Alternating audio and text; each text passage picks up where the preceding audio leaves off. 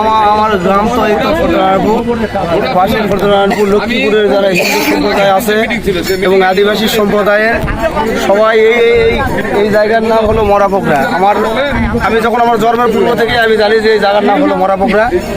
এখানে হিন্দুদের মরাপুর তো আপনারা দেখতে পাচ্ছেন প্রায় 100 বছর থেকে, কিন্তু হঠাৎ করে আসে 100 বছর পরে আসে করছে যে আমার মালিকানাধীন অবস্থা, এই অবস্থা আমরা হলো আর মাটি দিতে দিব না হিন্দুদের। মানে যারা গরিব শ্রেণীর লোক আছে তারা এখানে এসে মাটি দেয়, যারা মহাদেবপুর বা আদার্স দূরে নিয়ে যেতে পারে না তারা এখানে এসে তাদের দেহটা সমাধি করে।